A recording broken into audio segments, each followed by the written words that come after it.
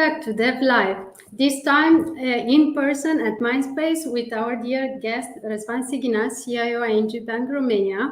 Welcome and thank you for accepting our invitation. Thank you for having me, and finally in person. Finally. That's a huge difference. That's true.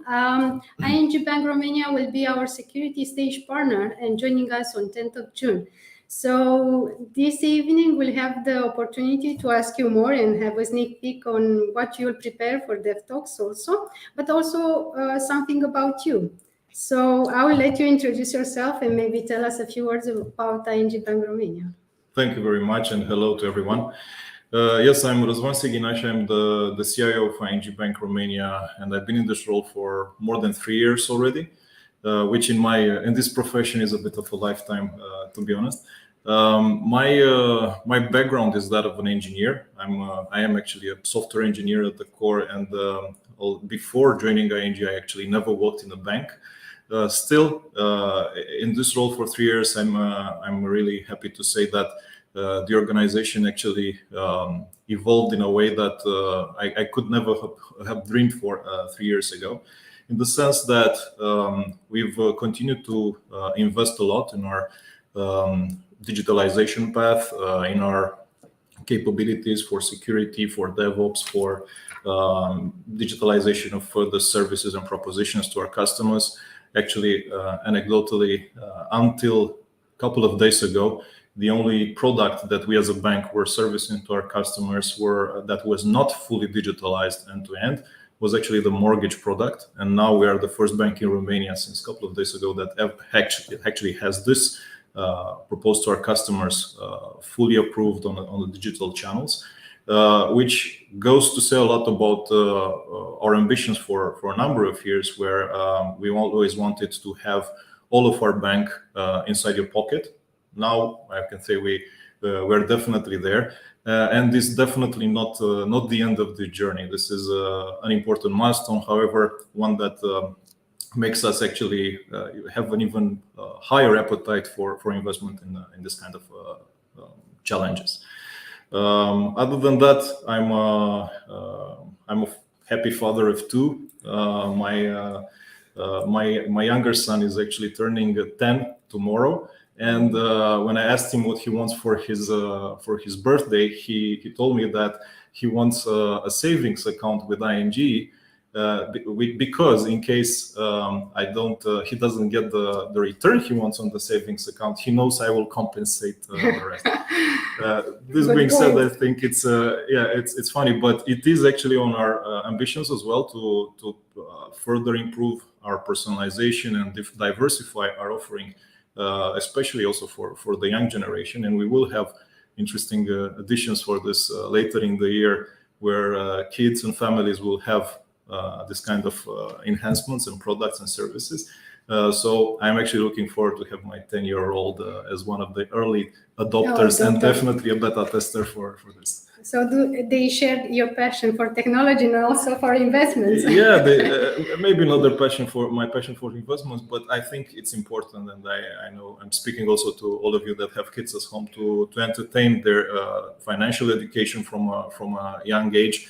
Because whatever they do in life, their exposure to technology and finances will be a constant, whatever their career. That's true. The generation is changing. Yeah. You also have an impressive you have, as ING Bank Romania, impressive initiatives that you made in the tech industry. I'm also curious about how did you start your journey in the tech industry? How is it like to be CIO of ING Bank Romania?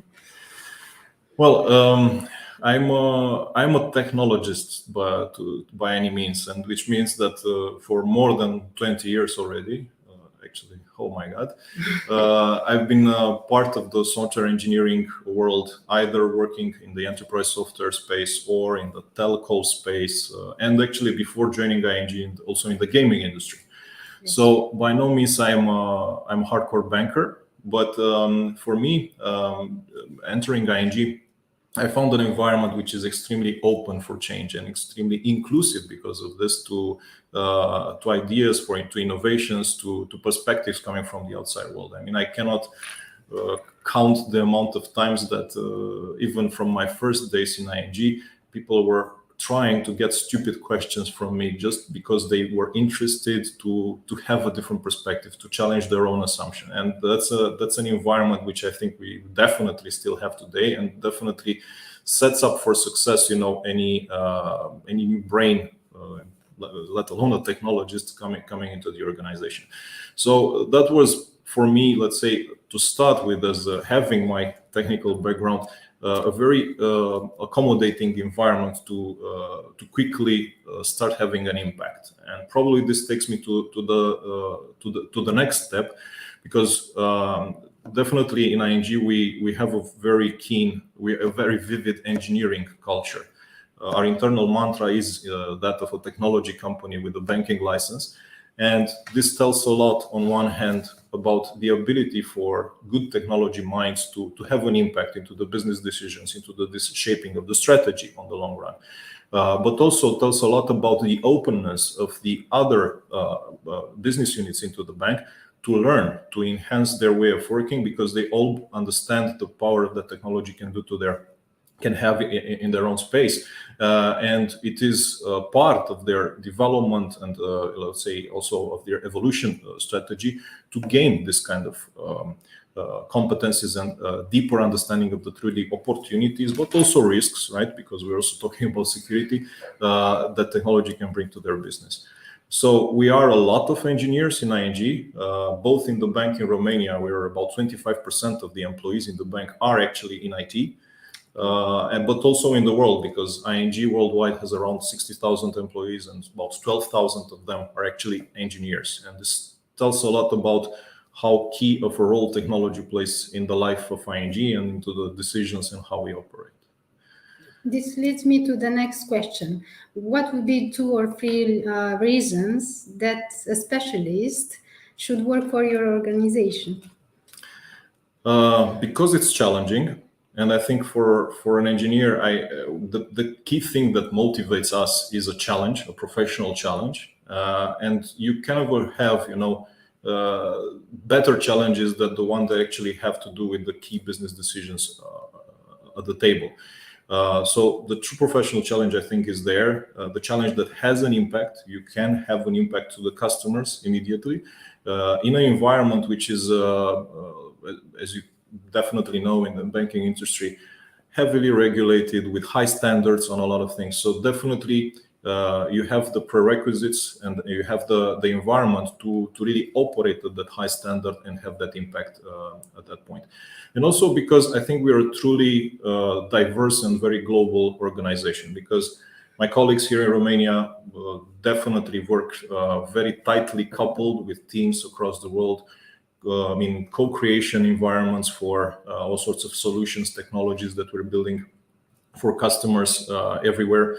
We are maybe still, let's say, in still a bit of an infancy phase, but we are probably the only bank in the world that can definitely put a claim on the table that we are building a platform bank, and which means a lot when it comes to the reach of the impact that engineers have.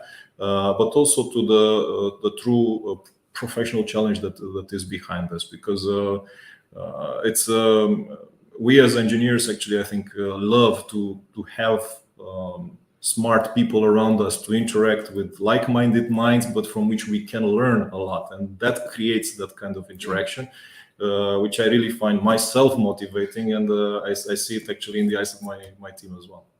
That's the inspiration that people are looking in the IT community currently. This year we'll have as a theme artificial intelligence and innovation, humanity reimagined.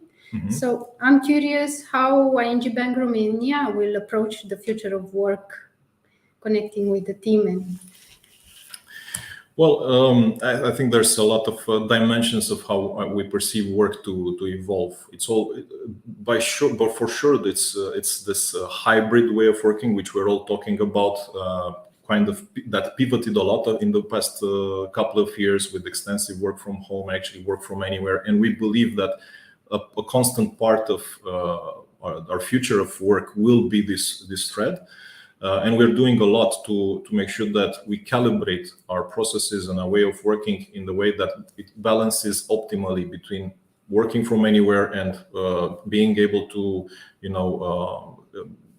execute fast on some things, brainstorm, so enable maybe physical proximity when that's needed. This is why we've done a lot of work even here in Romania to have this kind of analysis, to devise at team level team agreements in which individual team members can find the right kind of ratio for of presence in the work, or actually decide on how specific meetings, interactions, brainstorming phases should be carried on at an individual level. And this way we kind of democratized the decision on how we physically interact, which actually brought some very interesting outcomes. For me personally, I'm part of several teams. One of the teams that I'm a part of is actually the EXCO team, right? The board team in Romania. Yes. And my team agreement with the board team is actually goes this way. We have a board committee, a board session, Tuesdays, once every other week. Guess what? It happened today. We promised that we're as much as possible physically all in one place. We also promised to have an hour left after to serve lunch together. Yes. And then on Friday to have a virtual 30-minute call just to catch up and update each other, not physically, right? Yes. 5 to 5:30.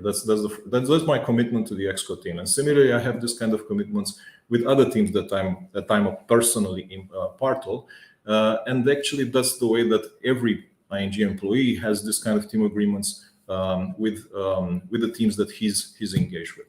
So future work will definitely be more about this common sense in choosing how and where to interact, but also it will be highly digital. So for us as technologists, this actually puts a lot of interesting challenges on the table, right? How do we expose our products and services and all of the operations of our organization on the right kind of digital channels? How do we elevate those internal tools to the right kind of employee experience that we want for our organization to have? And last but not least, how do we also perceive, risks like security, for instance, in this kind of environment? Because, we can no longer rely on historical patterns of physical protection, etc. We need to be able to empower all of our colleagues with access to the right kind of information and the right kind of interactions with the rest of the organization from wherever they are.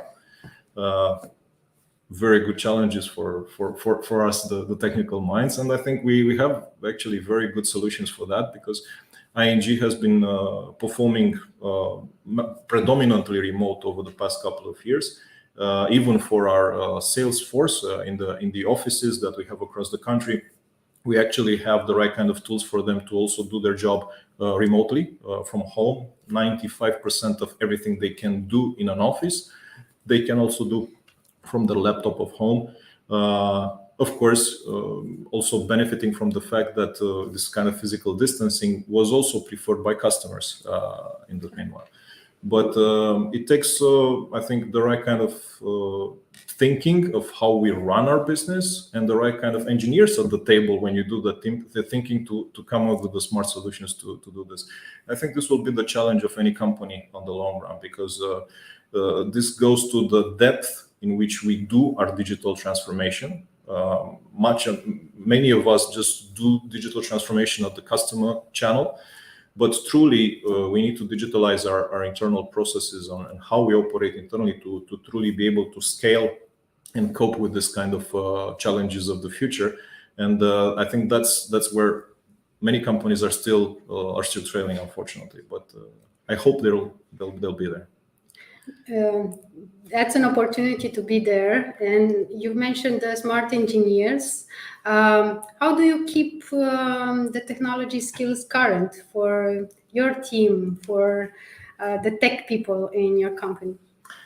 Well, I think we all have opportunities to train on things, right? I think the training offering for ING is very wide. We have our internal academies, we have partnerships with everybody who is somebody on any of this kind of accounts. But it's also important to be able to prototype, to be able to trial new things.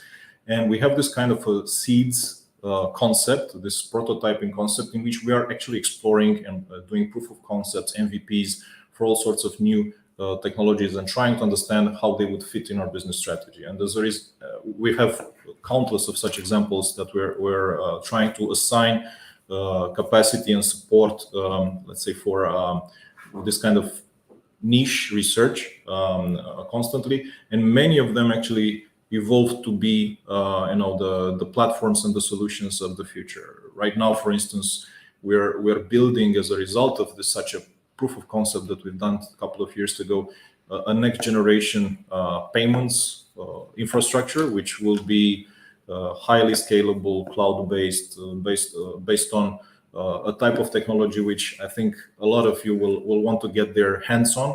It's ACA framework developed over Scala, right? And that's just one of the examples coming out of this kind of research work that we do. But this is actually generally available. We have this kind of ideas which are pitched, and we have call for actions for anybody that wants to be part of this kind of a team to try to pitch in. We're showcasing them in our town halls, in many other environments, and it gives that ability for engineers not only to learn but also to try to apply, prototype, and explore things, because truly you cannot really learn any new technology without really sinking your teeth into it, understanding how it truly works, how flexible it is, what limitations it has, and that's actually puts the true skills at test. And other than that, it's also something that we've built in also in our way of working. We're predominantly agile, which means that even in the day-to-day business, we try to prototype, to do MVPs, to add new things to our existing mix of solutions and technologies. And you don't need to ask for approval from I don't know who to do that. It's just a decision that the team makes there on the ground to enhance their way of working with all of this. So it's learning, but it's also applying it and having the room to explore. That's I think the key aspect to accumulating new knowledge. To be honest. To be current. Okay. So we are mentioning a market that where the demand heats up, and the tech people, the tech talent should stay in your company for as long as possible.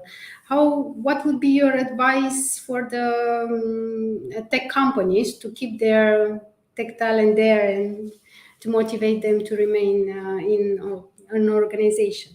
I don't know if I want to advise tech companies on this, because I'm also looking for talented colleagues to join our team. But leaving the joke aside, I think in the previous comments I touched on some very important notes. It's important to have the right kind of professional challenges, because to be honest, this is a market where not really dominated by the employer, but dictated by the employees. And if the professional challenge is not there, the professional challenge will eventually, call for the people elsewhere.